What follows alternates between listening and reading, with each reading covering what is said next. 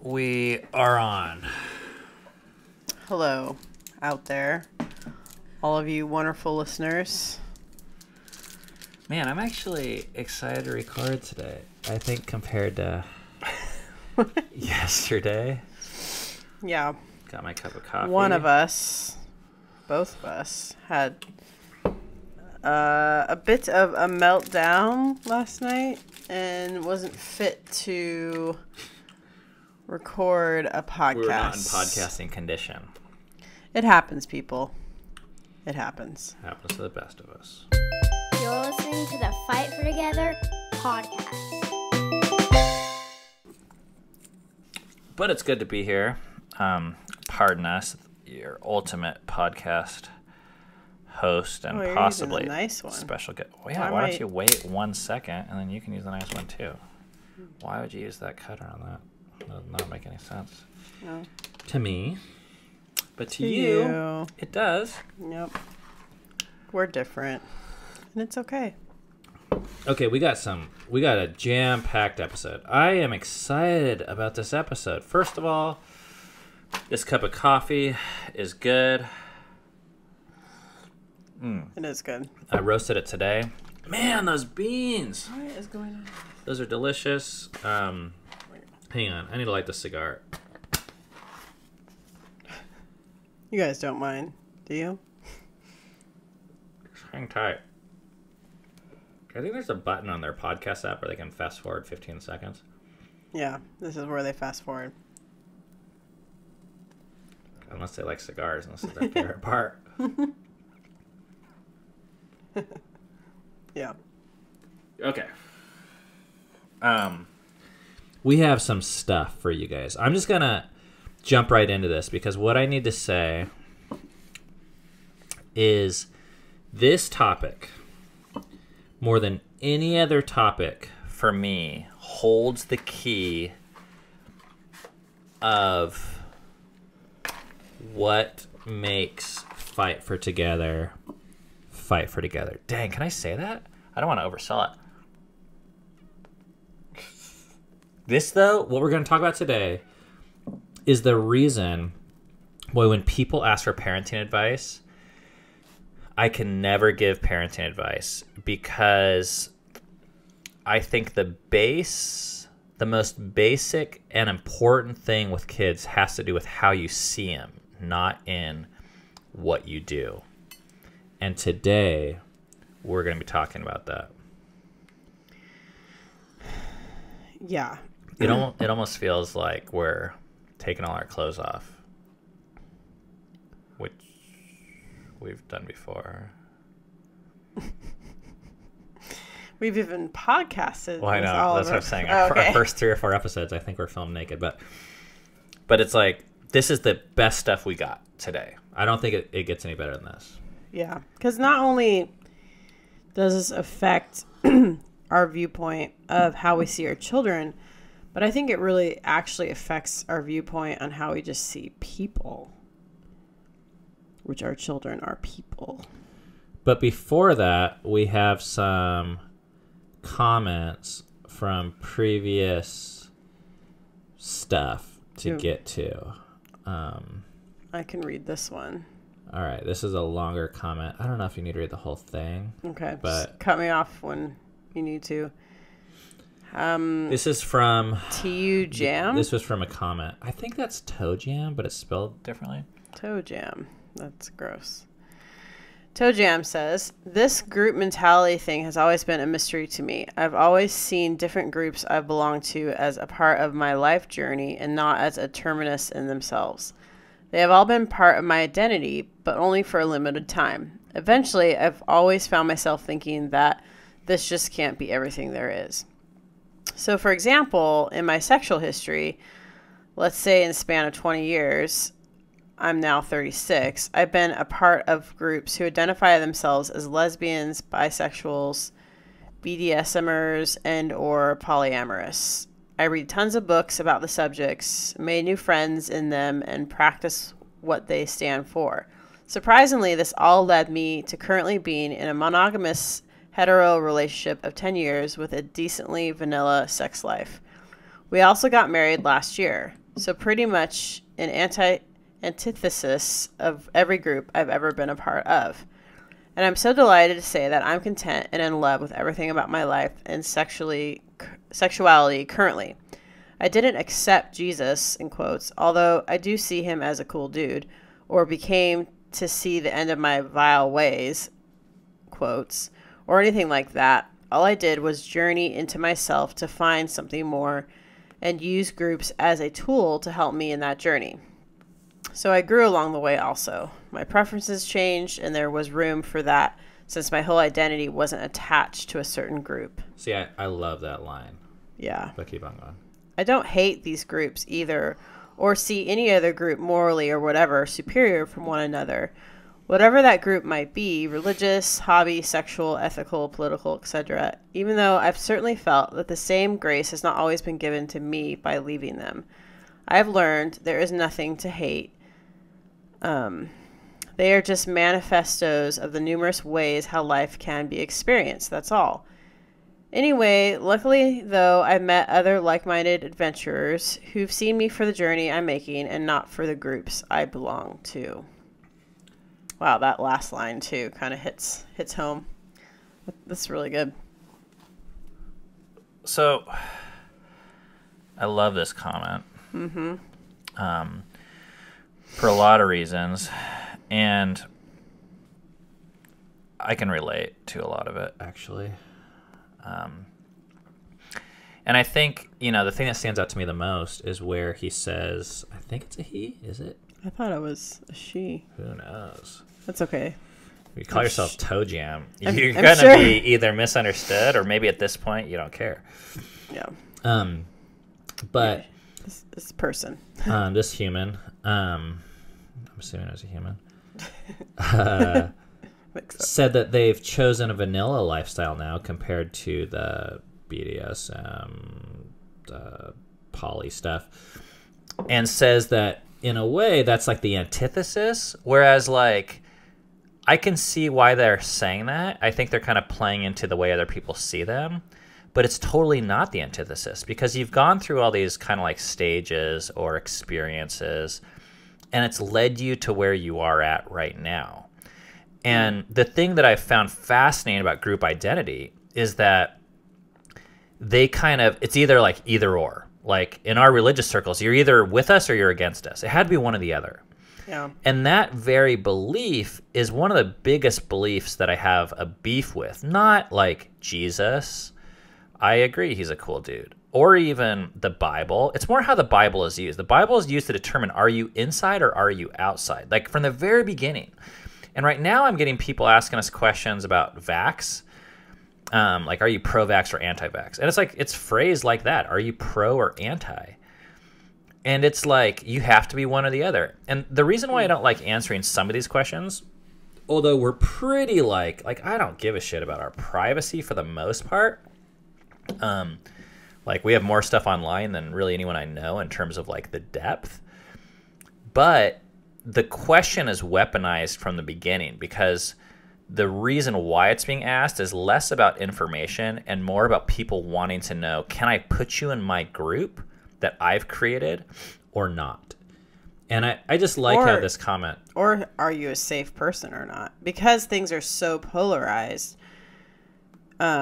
groups and people don't become safe places for people anymore to have differing views. Because they define safety as people that are living under the same belief system that they are. Yeah, but also the groups attack each other too. Yeah. And you almost define yourself by who you're not in a certain way. So you say like, well, I'm vanilla because I'm not living a poly lifestyle right now. And it's like, well, just by the fact that you were open to it at one point in time and you're not against it now still makes you more you have these in common with a lot of the poly people. Yeah, you have these experiences that, I guess, using that terminology, don't make you vanilla, which is a cool thing, I think. Okay, next. So that was about the last episode, which was about the black sheep, I believe. And this one was about that same episode about Fortnite. Fortnite. Okay. I was so nervous. So this is a different person, correct? Yeah, in fact, this is Jamie. Jamie, the bisexual. Australian. cool. Yeah. Female. Okay. We know her. Yes, we know her gender identification. Not that it really matters a whole lot. Jamie, okay. I was so nervous before listening to this one. As a gamer and growing up with my brother, staying up all night and having bloodshot eyes and being part of that community, I know what it's like. I was so glad you let Seven work through it on his own. That last sentence was in all caps. Now I love... You gotta shout that part, though. Okay. Well, again, hurt people's ears. I was so glad you let Seven work through it on his own. Now I love video games because I love stories. Video games have taught me more about empathy, teamwork, love, war, difficult decision making, and more in a way that other platforms just cannot achieve. There are also trashy games. I will admit that. All mediums have their trash. There are some amazing video games that I think all people should play, whether you like games or not. But the gaming community doesn't always have the best culture. Some parts of it are great and are the most inclusive communities I have had the privilege to be a part of. But generally, the culture isn't great. Okay. She says more, but for the sake of time, I'm going to cut it off. Now, this is what's fascinating about this comment. I was actually... I'm really glad that Jamie left this comment because I think she got me in a blind spot. I feel like I'm judgmental towards video game players. Yeah. Or video games as a whole. And yeah, although she wasn't calling us out for that purpose, I think she was actually doing the reverse. Well, she opened my eyes to this line. Video games have taught me more about empathy, teamwork, love, war, difficult decision making. I'm like, really? Because I feel like whoa, video games fit in the waste of time category to me. Yeah. As like a lesser art form. Yeah. And I feel like that's like total bullshit prejudice. Yeah, I realize I've really discounted them and not even allowing. I just felt so ignorant about it. Yeah. And I'm just like, wow, that I believe her. Like, why wouldn't they? Like the only people that play video games are losers. Yeah. As adults. And I just think that's no different from like racism or some other like prejudice. Right.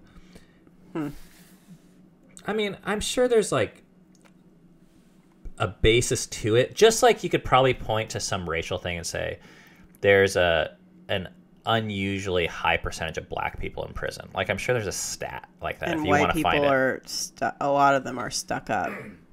And I'm sure there's a stat where like since video games have come along, something about brain cells or attention or physical health or something, like you could probably find connections there.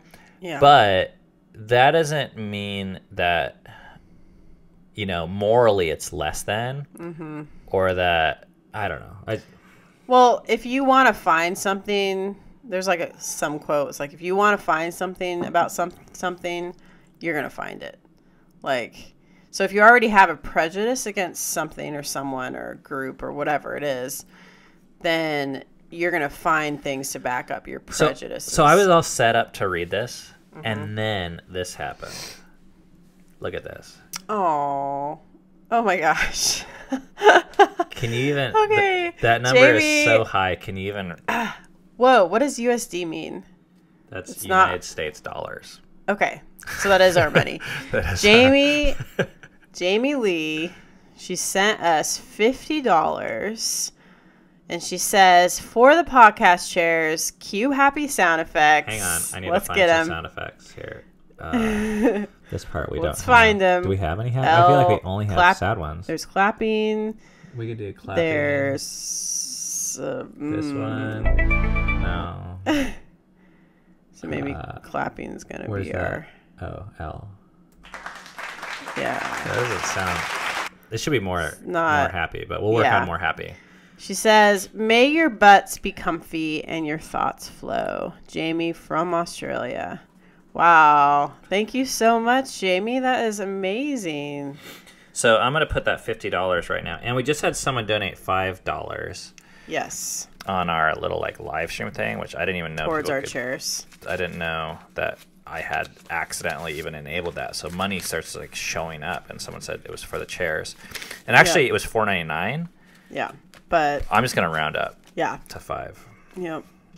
I feel like I'll spot that penny. Yeah. All right, it goes in the jar. Man, here So I want to our slide jars- it in the jar again so they hear the sound effects. Okay. Some people are listening. Listen to this. It's filling up slowly but surely. That's awesome. Okay, thank you, Jamie. And I was gonna, like I said, I was gonna read that anyways. Yeah. And then that came up, and I was like, wow. Mm-hmm. Okay, I think we're ready to get into our topic for the day. Mm-hmm. Okay, so this is the premise. How you see kids will have everything to do with how you treat kids. And what if we're seeing kids the wrong way? And I don't like to even say the word wrong much anymore. Or maybe, yeah. I would agree with that, but I don't like polarities. So what if we're not seeing the full picture when it comes to how we view our kids? Well, that, but I want it to be more intense. Yeah. Like a really, really, what if the way we see our kids is really unhelpful, both to them, to us, and to the relationship? And what if it's possible to change that? What if it's very simple and very easy to change that? I think it's simple. I don't think it's easy. I mean, well, it's not going to be easy if we're not even trying. I mean, it's impossible if we're not even aware. But my point is, none of parenting is easy, right? I mean, people are, that's the reason why people don't want to have kids. Is we know kids are a pain in the ass, and there's all these they bring out not these vlogs, but these Instagram pages dedicated to the ridiculousness of parenting, and all these memes about putting the kids to bed so you can medicate yourself with wine and Netflix. They bring out, I want to say, the worst in you sometimes, but they just bring out stuff in you that you had no idea was there. So this is, and we've alluded to this on this podcast before, but we're going to dedicate the entire episode to this idea. What if kids are a gift instead of a project? What would change if we viewed them as a gift to us? A gift that we're to receive instead of a project that we're responsible to work on? That's the question for today. And I can't wait to get into this because this idea has been so life-changing to us. I can't emphasize enough how much just this simple idea has really transformed our entire parenting strategy and lifestyle, and the questions we ask and the way we approach things, the way we see our kids and ourselves. And every parenting book out there, on the live stream tonight, someone asked the question, do you recommend any parenting books? And I just said no, because while there's a lot of truths in a lot of them, and I don't want to make it sound like we have the corner market on the truth, all of them that I know of approach the topic as if the kids are a project. And maybe another way to put that too is they're a problem to be solved instead of, something else that we'll get into. Yeah, I don't think most people would be that blatant about the entirety of childhood. I think they would say that there's problems. There's certain problem moments, of course, and then there's problem stages. Maybe they'd go that far. But all of their child is not a problem. No. But just like how you approach the child. But people would say that their child is this responsibility, primarily, which is a project. So I want to give you guys a little bit of background here. I don't know exactly when I started believing this, but the basis that I used to use for this argument was the Bible.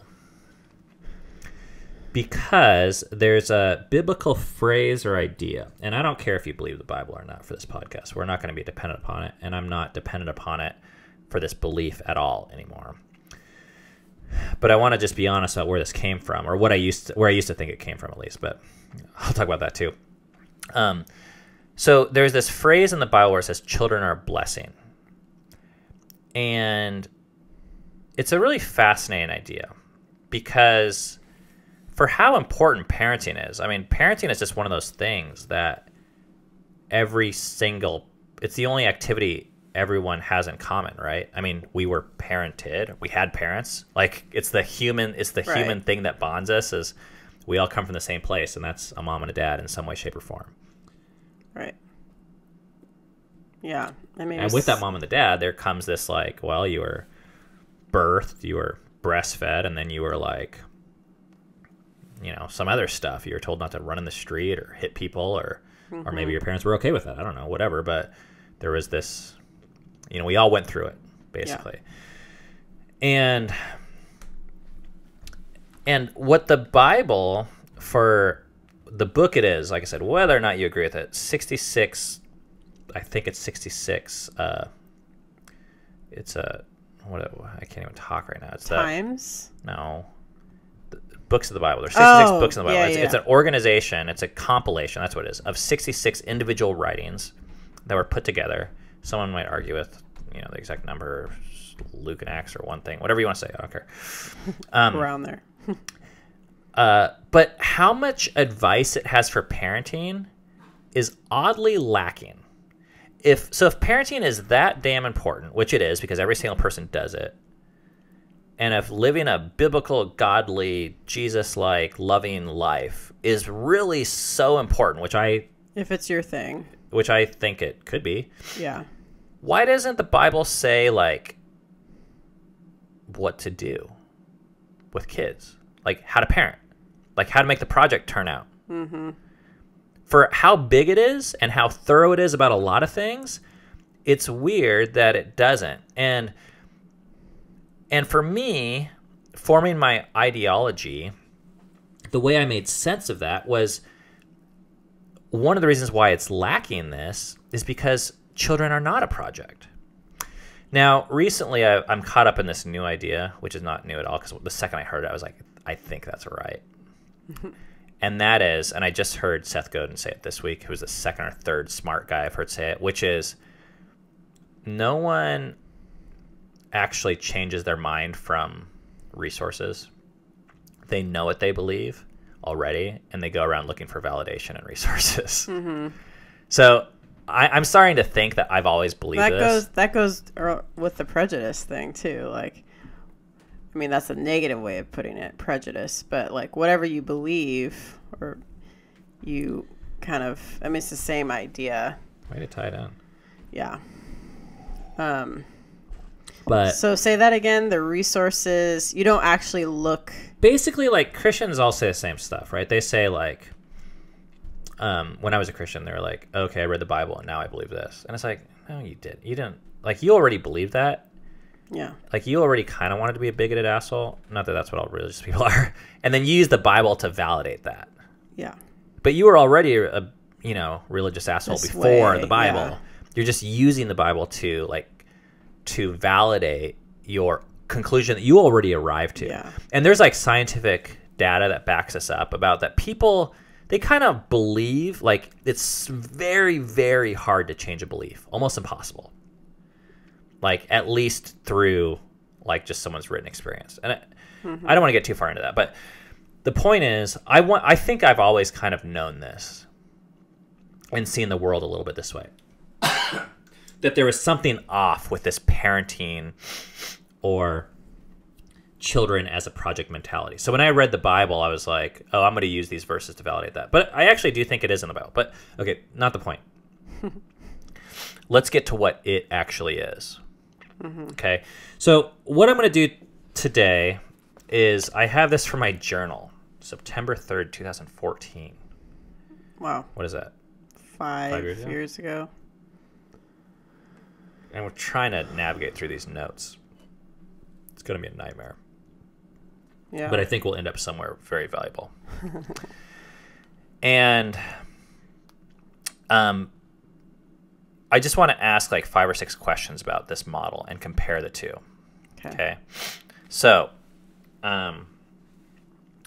let's take these two beliefs. Belief number one is we'll say children are a project and we are therefore the teacher. You know, they're like 0, 1, 2, 3, 4, 5, 6, 7, 8, 9, all the way to 18 years old perhaps. And we have this wisdom and this ability, this power to protect them and impart our wisdom to them.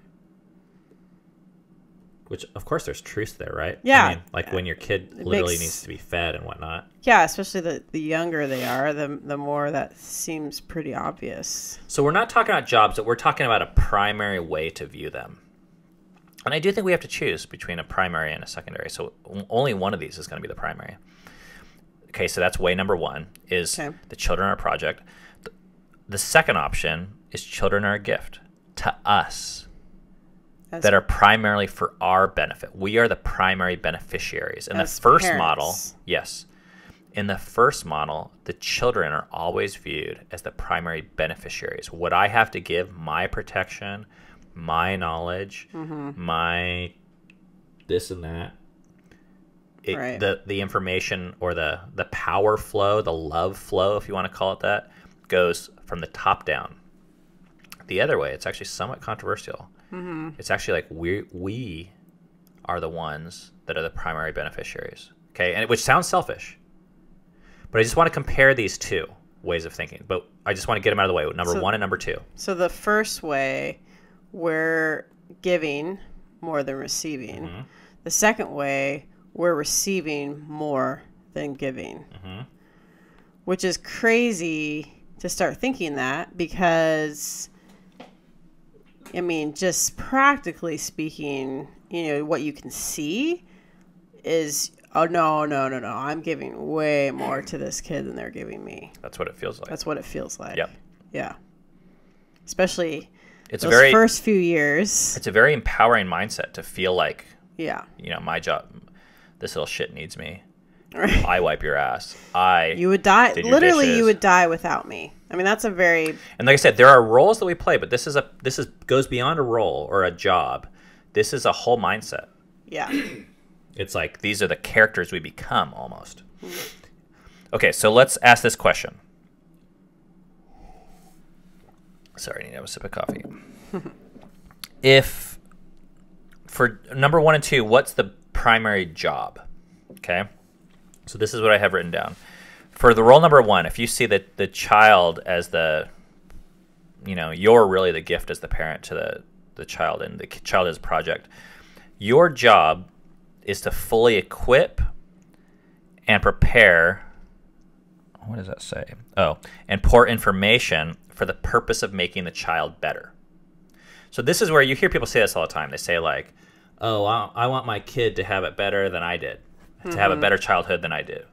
Which sounds pretty innocuous. I mean, like, that sounds like a really noble, nice thing to say. Yeah. But what I've found is with any good work, this can get off the rails.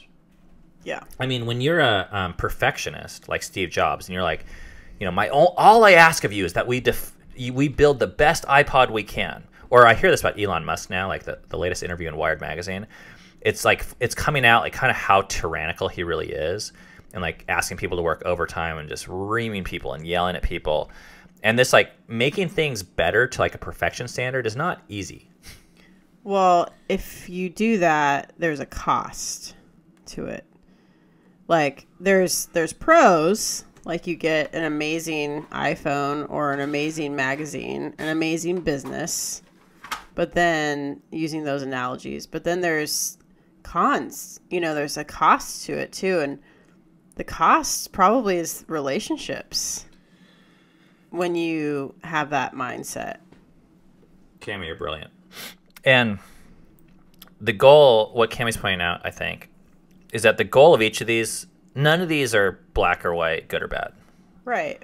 But we need to look at both, and that's when we form our opinion. Okay, so let's look at the job of the second one. If you believe your child is a gift, what's the job of someone receiving a gift? So this is what I have written down.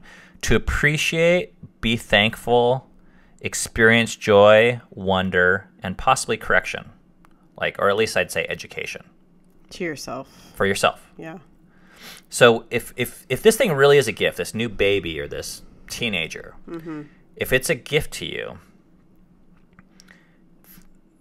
your job as a gift receiver, which sounds kind of a weird thing to say, like how do you actually be a good gift receiver? Yeah. Is to appreciate it, to learn how to appreciate it possibly, to learn how to be thankful, to learn how to experience joy. Some of these things don't always come natural. Yeah. But sometimes it has everything to do with how you see it. So Yeah. I'm going to pause for 1 second and just to show you how different these two mindsets are with the exact same experience, I'm going to tell a story of a Christmas gift. Hang on. I need to get my cigar going. I need to talk for a second. Of a Christmas gift. I don't know what you're going to say. Oh, you did great. I'm back. Okay, so let's say... I'm only the co-host. You're a special guest. Oh, yeah. Special guest. With Cammie, I really love Cammie. And I know that Cammie likes model cars. Or let's just say she likes cars. She loves classic cars. Love them. Totally. Or you know what? Let's make it applicable. Okay. Okay. Cammie loves cigars. Yes. No, you don't have to fake it. Okay, No, I don't have to fake it now. So for Christmas, I buy Cammie this cigar making kit that like comes with the tobacco leaves, and it comes with the cutter, and it comes with the wood box press set, and it comes with the little labels and the little glue and the sugar, and I'm like, this is gonna be so cool. Okay, so Cammie, Christmas morning, she walks down to the tree and she opens this up after eating her eggnog croissant French toast, Which is our tradition. and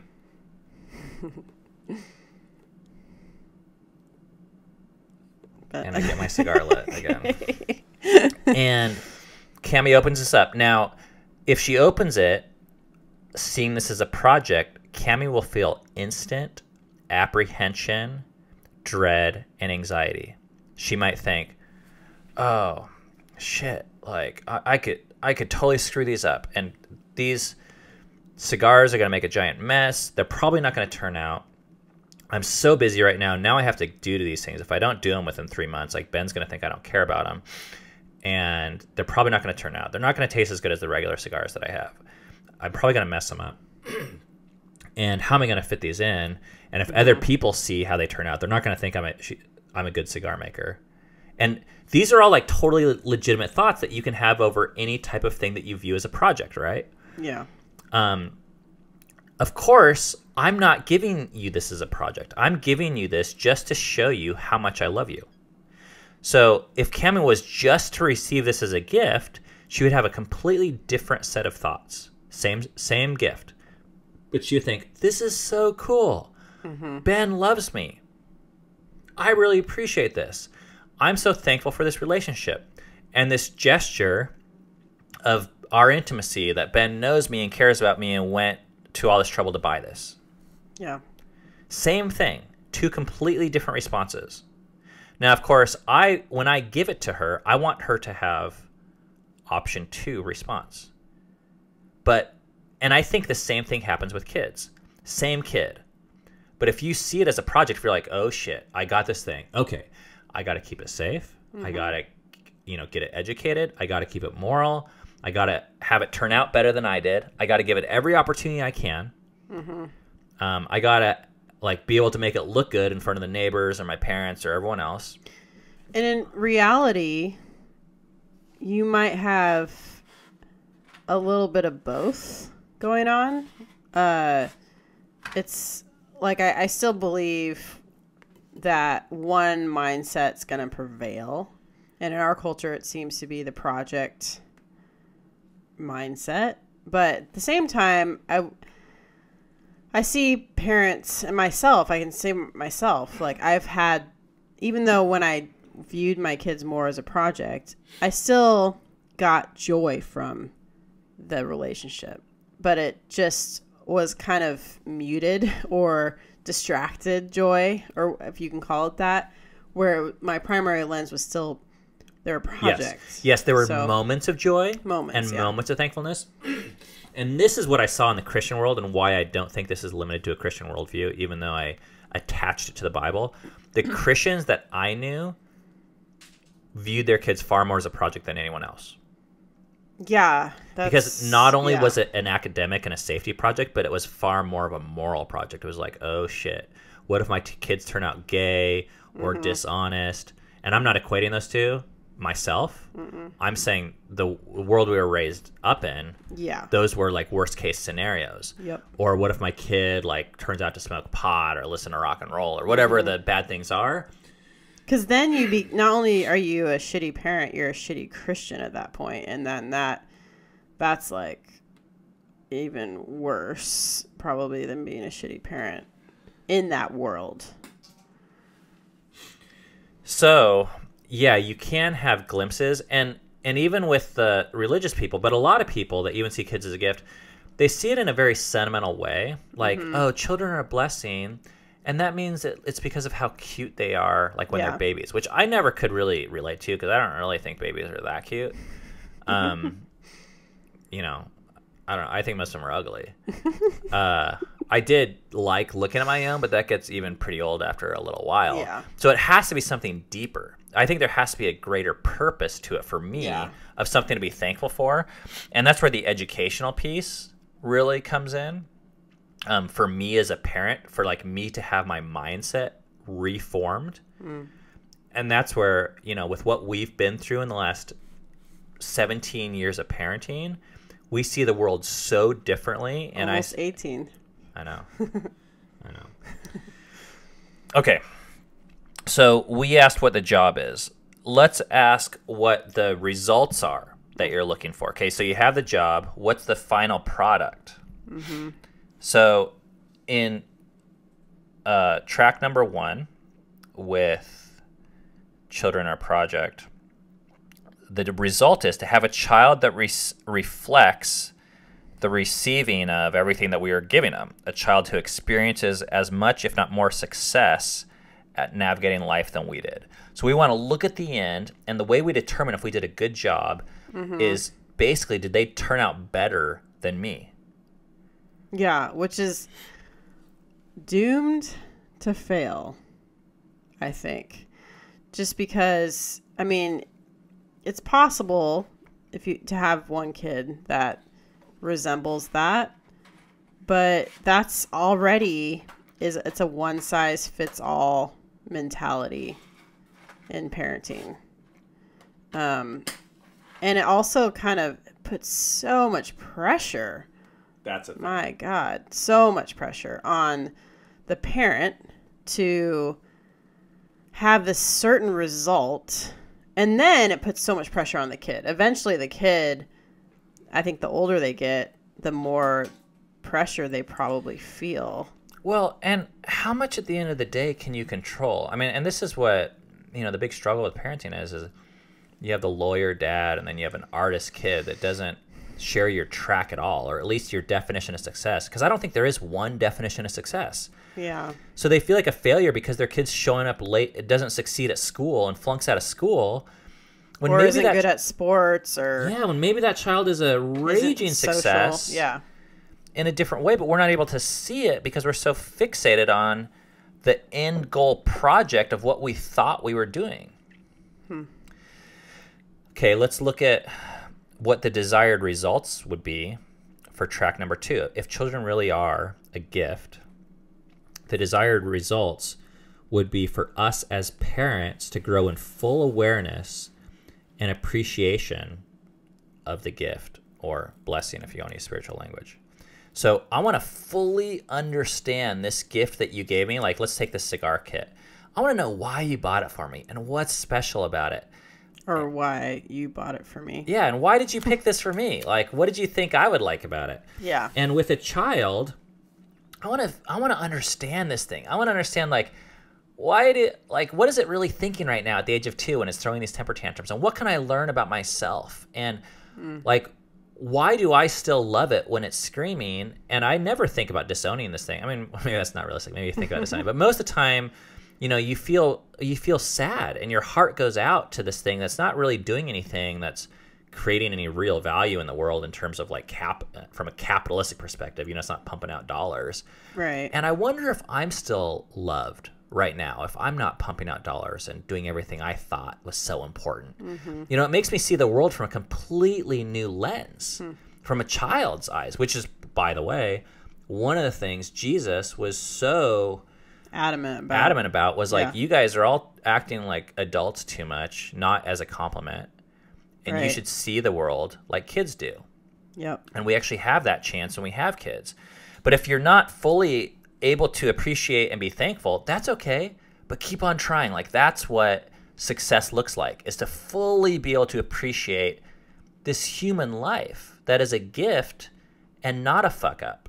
Like, it's not an accident. I kind of think that every life is a miracle in a way. I don't know what definition I'm using, but is beautiful, I guess, or lovable. Yeah.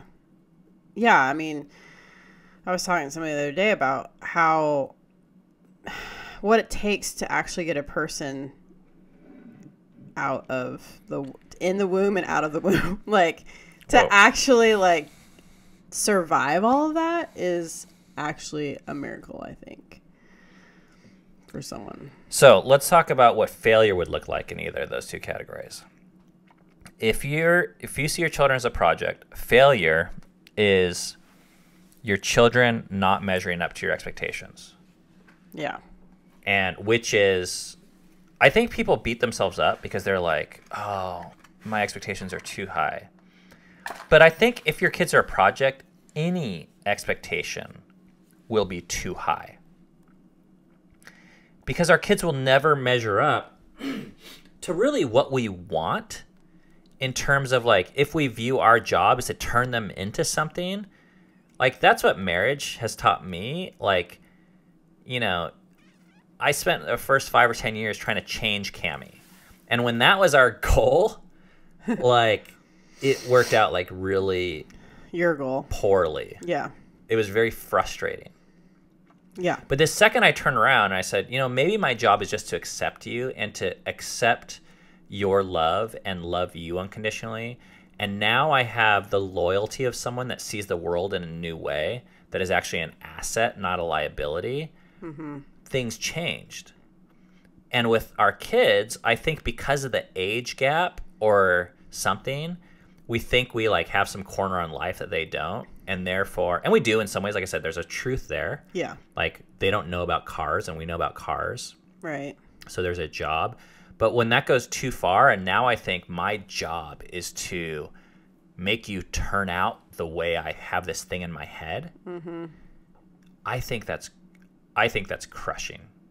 Yeah. You actually are going to be really disappointed in your kid. Like, you cannot get away from that, I think. But and here's the thing, though. It's a son of a bitch because it sounds noble. Right? I mean, like, if I'm like, oh, no, you don't understand. I care so much about you. I want you to, you know, have all this access to education and a good shot at life. I mean, it sounds nice, but really we're using them to feel like a good parent, to feel like, I mean, if there's a project, there's a creator of the project, and at the end of the day, we sign our names to the project, and we want to feel good for accomplishing a kick-ass project. Yeah. And have people be like, damn, you did a good job on your science fair project. So what's tricky about this is it sounds so noble, but I don't think it is, unless it's more accurate. Yeah. Okay, so let's look at option 2. What does failure look like if it's a gift, if children are a gift? How do you fail at receiving a gift? Well, I wrote a few things. One is you don't feel worthy of the gift and you fixate on that. Like, I've gotten gifts for people where they're like, oh, you shouldn't have. And they actually, like, mean it. They're like, and it sounds nice, but it's also kind of shitty. I'm like, no, dude, I'm your friend. Like, I just want you to take it. They're like, no, take it back. And I'm like, no, I want you to have it. Like, just enjoy it, please. Don't think they're worth it. And you're like, no, you're worth it. Yeah. And that's where God, if you believe in God and God gives you kids, then God must think you're worth giving the kid to you. Well, there's a whole belief here, and this is where people, for some reason I just think of Seattle, but it's probably universal. They say this thing where they're like, oh, I'm not good enough to have kids. Whether it's at a stage of life, I don't have enough money, or I don't have enough experience, or I'm a fuck up myself, or my life isn't stable enough, or they think there's a sector of society that is so bad that they shouldn't be reproducing, which is really, I think a lot of people would be shocked if you were to actually flesh out people's beliefs. I've heard people say a lot, they're too selfish, so they shouldn't have kids. They're too selfish. Yeah, they're a drain on society. Like, oh, all they do is play video games and do drugs. Like, they're not qualified to be parents. Well, so let's just look at that for 1 second. If qualification is a project, you might be right, because they might not be able to pump out kids to your standard, which you probably can't do yourself, by the way. Right. But if children are really a gift, the question is who deserves this gift? And maybe if you can stick a penis in a vagina, there's actually no qualification. And this is, now I think we are getting into a biblical belief of what the Bible says about God and who deserves love, because this is controversial. And this is where I do, like, my way of understanding the Bible, this is formed by that, and I haven't found a better answer to this of who deserves love. The Bible says that God loves people unconditionally, not based upon their merit. Yeah. Every other world source that I've found seems to indicate that there's some people that deserve it and some people that don't, based upon how good they are. And their definition of what good is. Yeah. So I don't know where you guys stand on that, but for me, I choose to believe the narrative that says that that we all deserve to be on planet Earth, like even Hitler. And while he did hurt a bunch of folks, like, I'm not better than him, like, in my core. Now, that doesn't make what he did wrong and harmful, but as a person, as a human, his primary value, my primary value, doesn't come from what I do or don't do. Like, just because he did all that stuff didn't demote him as a human. He's still a human. And our primary value comes from being a human, not from killing people or not killing people. Right. So, man, I just feel like there's like so much there. Yeah. So, okay, I just read one of the three things in terms of a failure. So not feeling worthy would make you a bad gift receiver. It's weird that you can be a bad gift receiver, but I think you actually can. Or if you don't want to be the center, like if you're like, oh, I don't deserve this gift, that's kind of going at the first. Or here's another one that's a little bit weird, but if you're not willing to face the good or the bad inside of yourself, then I think that's a bit of a failure, because this particular gift happens to be kind of like a mirror. Yeah. It will show you things that maybe you don't want to know. Yeah. You know, like I could give you the gift of a counseling appointment. I say, hey, I'm going to pay for a year of therapy for free. It's a gift for you because I care about you and I've gone through therapy and it's helpful for me. But the person can be like, I don't want to go. I hate that. That sucks. Yeah. In that case, if that's the nature of the gift, which that's what therapy is and does, for it to be successful, you have to be willing to look at yourself. Yeah.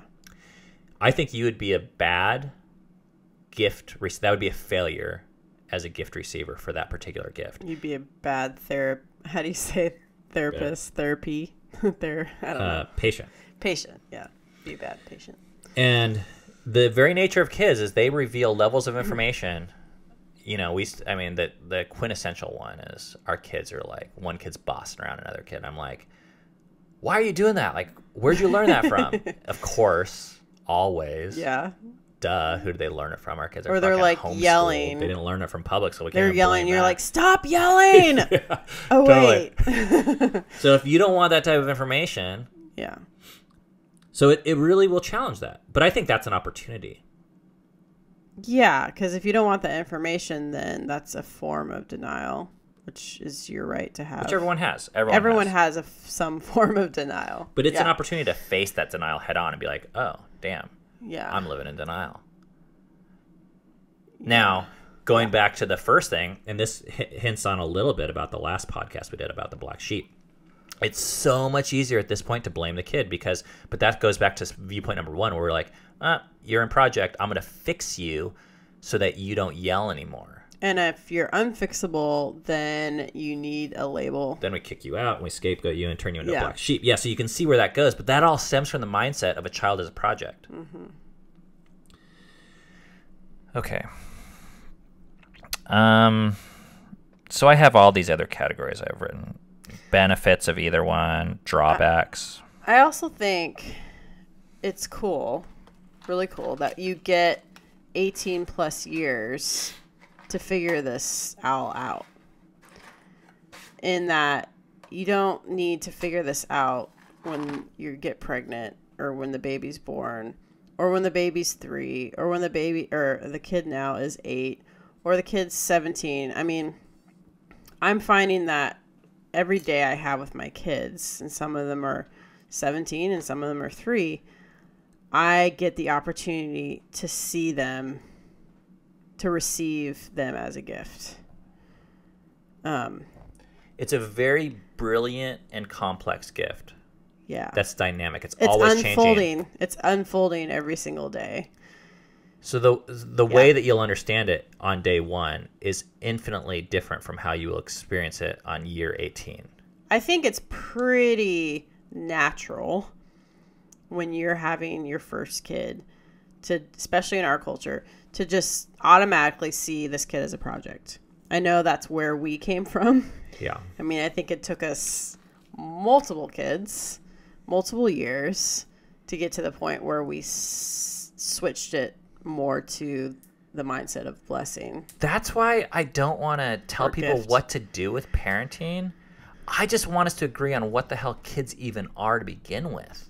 Because if they're a project, we'll just go down a million rabbit holes of a million people talking about a million different methods. And it just gets really, really heavy. Like, I feel like if someone thinks their kid's a project and they're the one that is crafting this project, then whatever advice you give, they put in that bucket, and the bucket gets heavier and heavier and heavier. And I don't really like to participate in that heaviness because I know how that feels. So I have written down these benefits of option one. Okay, so there are benefits. If you see children as a project, this is very empowering when it works. So your kid is a straight A student. Your kid does a millionaire startup thing or becomes famous in some way or well-known or better off than you turned out. Mm-hmm. Who can say it's not fun to brag and point and be like that? Everyone, look, that's mine. That came from me. Yeah. Of course, you guys hear in my tone of voice when this doesn't work. What do you do? Mm-hmm. Also, another benefit is it feels powerful to be needed. Because you're like, hey, I need to help you turn out. Mm-hmm. And guess what? I have the stuff, the experience and the money and the power and the size or whatever it is at various times. Mm-hmm. So it feels really good as a parent to be like, you're a little shit and I'm a giant. I'm a god almost. Mm-hmm. And I have the power to determine whether or not you turn out. So if I do a good job as a parent, you're going to turn out. If I do a bad job, you won't. So I'm going to bring my A game. Like that whole game, which a lot of the studies that have come out, like there's this book called Selfish Reasons to Have More Kids, and it's written by this economist who did all these twin studies. Yeah. And I don't know if we've done vlogs about this or not, but basically he talked about like the key ways to measure success, like from a sociological perspective, like income and life expectancy and education level and like prison type, who goes to prison and not. Mm-hmm. And you could take kids and separate them that are genetically the same. There is no difference. Like if they are raised in a rich family or inner city, like absent father, like all those measurements were virtually identical, like within 5 percentile compared to genetics. So the bottom line is, according to science or economics, no matter how much you bust your ass trying to be a good parent, it has very little net effect. Like I said, that's just a scientific or socioeconomic. Which can feel so disempowering. Yeah, if you view yourself as a... Like, most people probably won't want to read that book because they want to think they can make a difference. And it's not to say you can't. It's just the difference you think you can make is a lot less than it is. And the final benefit I put is it feels powerful to make the world a better place. I mean, who doesn't want that mission in life? Yeah. Now, the problem I have with that is we all know what it's like to be around those people that think they all know exactly what it needs to take to make the world a better place, and to be under one of those types of people's direction.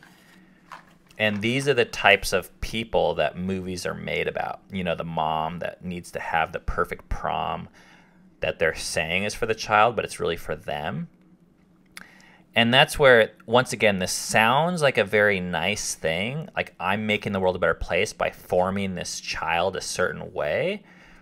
But the irony of receiving the child as a gift, even though it is a very selfish endeavor, I think, in my experience, both as a parent and as a human and as a philosopher or spiritualist or whatever you want to call it, I think it will actually make the world a far better place if we can enjoy our children. I mean, another story that we have is with math. Okay, when we were doing homeschooling like mad, you know, we sit there with our kids doing these math lessons, and the kid does not get it or doesn't want it or doesn't care or isn't doing it the way we thought or wanted. And we just like, you know, there's these meltdowns that occur, and basically the kid is getting in the way of what we want for them. And when that happens, we get all sorts of frustrated. And that's when we realized, I'm not really teaching math for you. I'm teaching it for me. Yeah. And the more we've been able to say, like, you know what, I just want to appreciate who you are right now. And I think math is pretty cool also. Like, that will come. I'm not saying, like, get rid of math. But if I'm actually able to just appreciate the child and appreciate math, I think the kid will learn math. But they're not going to get in the way of the math lesson. Like, the math lesson is actually for them, they're not here for the math lesson. And ironically, too, kids thrive, I believe, more when they feel loved and accepted. And I think the only way to really, for them to feel that is if you believe that they're a gift to you. Yes, you're creating an environment where they're actually far more likely to be able to learn and willing to learn and learn way more. And there was this Tim Keller quote that I used to really love, and he said, there's two kinds of religious folks or Christians or something. He said there's lovers and there's workers. And he says lovers always get more work done. So which isn't even the point, to get more work done. No, but it's a fascinating side effect. But it's, it happens. So... I don't know. I thought I had... Maybe I didn't finish this, but the benefits for option 2, I think, is there's very little pressure. You can just receiving. As a parent, we can actually focus on the one thing on this planet that we can change, that I've learned, which is ourselves. Yeah. And in turn, like I already said, I think that's the best parenting we've ever done. Is when we're focusing on learning ourselves, growing ourselves, loving and appreciating our kid. I've seen our kids come alive. And that's one of the fascinating things. People ask us quite often, like in regards to our two most popular videos now are our marathon video, kids running a marathon, and of course the Appalachian Trail video where kids have done this incredible thing. They've hiked 2,000 miles. And people ask, how do you get your kid to do that? Well, two things. We enjoyed the process ourselves of running a marathon and hiking 2,000 miles, and we enjoyed our kids, and they just wanted to do it. We never forced them. Yeah, which doesn't mean we enjoyed every moment, because that definitely is not true. But I think there was this environment, that our vibe that we put off of, we're going to do this together, and if we're not like enjoying this as a whole, like we'll get off this train, but let's just enjoy this together. this hard thing to do, this amazing thing to do. So, So I think what you're saying, Ben, is it's not an accident that we were able to do those two things. I mean, not to say like... No, I think those are the direct result. Yeah. And not to say that families need to do those things, but I think if you actually see your kids as this gift to me, I think you do end up doing amazing things together, just because the focus is off of it's on just, well, I think the right thing, like enjoying each other's presence and company, the relationship. Man, this kid is really cool. Like, she does this, and and she was made this way, and that's amazing. Well, one of our marathon videos, I focused on this theme quite a bit. I think it was one of our earlier ones, and it was this. My personality type and skill set and experience level is such that I could get kids to finish a marathon. Yeah. But they would hate me for it. Mm-hmm. Like, you can bribe them, Mm-hmm. you can pressure them, you can manipulate them, you can threaten them. That's easy stuff for me. Mm-hmm. But that breeds kids that will hate me Mm-hmm. and will hate running. Yeah. So what kind of win is that? That's a failure for me. Mm-hmm. What I would like to my attempt is, how can I do these great things, epic things, whatever you want to call them, things that I think are valuable, Mm-hmm.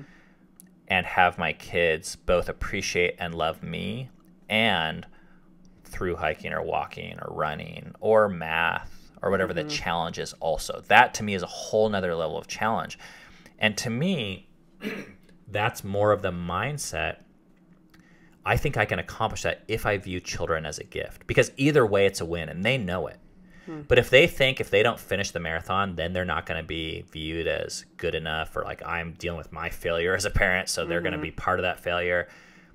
Deep down, everyone knows it's a giant circus act. We might not be able to put our finger on it or be that verbal about it. Yeah. But kids know what they have to perform to do to be loved. Mm-hmm. They just know. Yeah. So they'll play the game, or at least they'll play it in front of you while you're watching. So they'll, the ways you can spot this, I think, is, if it's all about academics or pay, they're going to talk about all the academic successes and financial successes that they have. And there's a tendency to do this for me, even with my dad, to be like, hey, I made a bunch of money this week. Mm-hmm. Jamie donated $50 to my chair fund. Nope. Wrong one. Dang it. Sorry, I totally did not mean to do that to you, Jamie. My bad. Yeah. But what kind of win is that if kids know that they're loved because they're doing exactly what we want? Yeah. I mean, I guess that's love, but that's just really limited love. So I don't want to discount that. I just think there's a better way. Mm-hmm. Yeah. I don't have anything else for these people. I feel like I just poured my heart out. Well, and I'm just thinking here, as we did the AT, as we did marathons, I mean, we're not perfect at this. Like, I think our mindset has shifted to seeing our kids more as gifts, but we have moments too where we're pushing them too hard for our own benefit, or I don't know. I don't want to give the impression that we have it. We've made it, Yeah, that's really good. I mean, we had moments on the Appalachian Trail, lots of moments where both Ben and I were questioning, this may not be worth this may risk the relationship. Maybe we should just stop, and we ended up finishing, but we definitely had our doubts, like, and it's still hard to know, how our kids aren't grown yet. They're not adults. They're, maybe when they're in their 30s, we'll figure this, finally know, but it's hard to know how they viewed that, how they're taking it. Like, how much did did we really believe that? Well, I think what you're saying is that the practicality of playing this out is difficult. Yeah. It's very difficult. And we're not saying that we're the benchmark for it at all.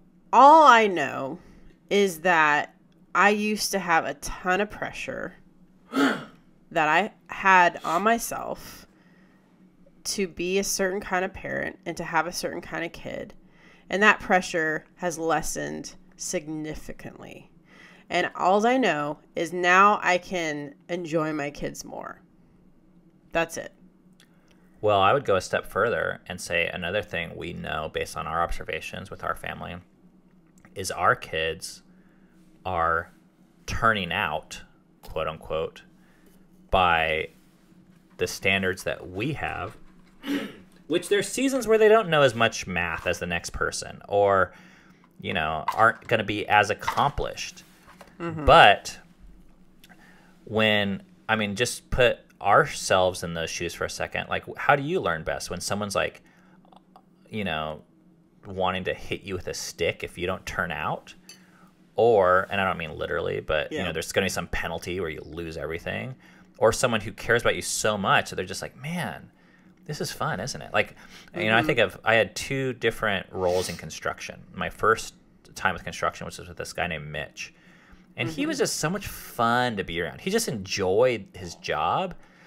And he enjoyed teaching you. Yeah, and I loved going to work. I learned how to frame, you know, and I was a high school like kid. I had no business doing some of the stuff, and I messed up stuff, but we just had like fun, and I enjoyed work, and I liked Mitch, and I wanted to make him happy, and I wanted to learn construction. And then I came back, and I had a new boss named Dan, and dude, Dan hated life, and he hated me. And I hated construction because of it. And I used to, then I like started sleeping on the job. I just like hated everything. So I don't know, like, it does impact our kids, but not in the ways that we have to like change our expectations a little bit, I think. But I think we also might be surprised in how we even get the things that we think are good better. Like I said, for us, our kids walked 2,000 miles, and we never forced them. Well, like Cammie's saying, and I do think this is important, we revert back to the project mindset all the time. Yeah. But the thing that we have, Cammie, is we know what our goal is as a parent, and that doesn't change. Yeah. Which is to view our children as a gift. And when we, let's just call it screw up, when we go back to the other mindset, we have now something we can do. We can apologize. Yeah. We can try to like talk to each other and be like, man, why am I seeing this? We can talk to our therapist and be like, why is this so damn important to me that my kid, you know, does this thing that really isn't that important in the grand scheme of things, but I think is really important. Why are they a project in this way? And we can figure those things out. Yeah. But if we don't have that conversation right now with you guys or with each other and even agree on what the goal of parenting is, I think the worst thing that can happen is we all become obsessed with this conversation of how to make our kids turn out when that's not even what they're there for at all. Yeah. So the whole thing is guaranteed to be a failure predominantly. We'll have our experiences of joy, but those will always be the exception. When that could be the whole thing. Yeah. Yeah. I was going to say something and then I lost it. Did I interrupt you? No. Nope. I am so passionate about this, you guys, if you can't tell. Yeah. And this is one of the reasons why we've been able to have so many kids, is because of this viewpoint. I think a lot of people limit the number of children they have because how many projects can you really take on? You know, 1, 2, 3, 4. Then you're overwhelmed and you're like, can I really make these projects turn out? And I got my. That reminds me. Oh, go ahead. You found your idea? Yeah. Okay, well, I'll just say, if it's not based on your qualifications, I do think there are projects that we take on as parents, but that can be the outlier instead of the main thing. I think it's a huge, huge step to just realize it when you're viewing your kid as a project. I think that kind of awareness is huge. And I want people to really hear that, because, you know, we're not 100% perfect in how we view our kids. Like we said, we revert back. But I think it's huge when we recognize, oh, I'm pushing this kid. Why am I pushing this kid? Oh, it's because I have this fear of they need to do blank and they need to turn out like this. And oh, okay. And you don't need to beat yourself up about it, but just that kind of awareness actually produces, I think, change. Being able to give yourself space then at that point to say, oh, I'm viewing them as a project. I want to view them as something different. I want to view them as a gift I get to enjoy. And do you know why I think people view their kids as a project? It makes them feel, because they feel like they're a project. Yeah. Yeah. Oh, you nailed that. We didn't script this. No. I think we view ourselves and we're viewed by others as a project. So if you are a good person, or if you make a certain amount of money, then you're going to get the approval of mom and dad, or the pastor, or the boss, or whoever. Yeah. And I just want to say to you guys, this is a very natural, if you were viewed as a project, it's very, very natural and normal to see those around you, yourself, and your children as projects. Yeah. And to me, this is actually what the good news, or the gospel, using religious words, or like increased awareness is about, is for me to say to myself and to you guys, I don't think humans are projects. I don't think you were ever designed to see it that way. I think God loves you, loves me as much as they ever could right now.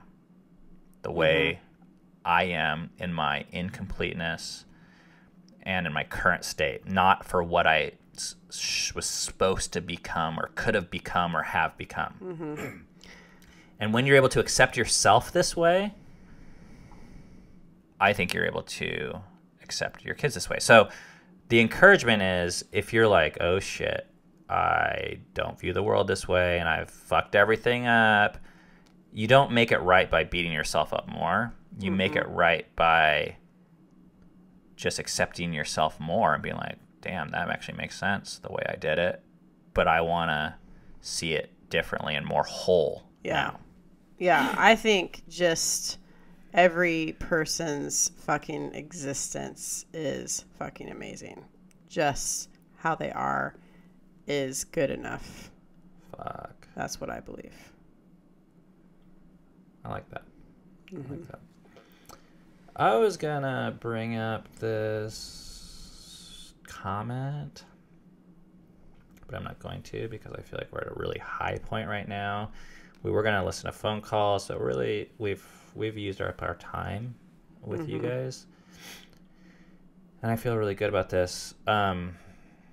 Peace to you guys that are contemplating this message. This is as big a stuff as we got.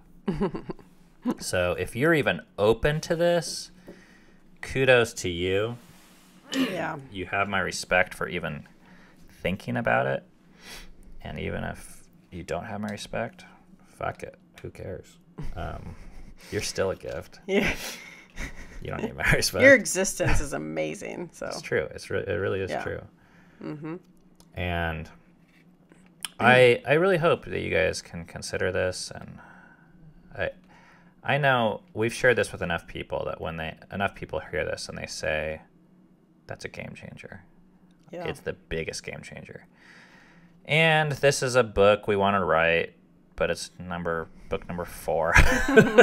We haven't written book number 1 yet. So, so right now it's just all talk, literally. So please don't steal it. Actually, please do. I would love to hear this. You can steal it. I would love to hear more of this talk in the world, Yeah. because the more people that start to see themselves and their children as gifts, It's not even ours. It's free gift. Yep. All right. Well, guys, thank you for listening. You can, of course, find this podcast all over wherever podcasts are available. And there's the video version on YouTube.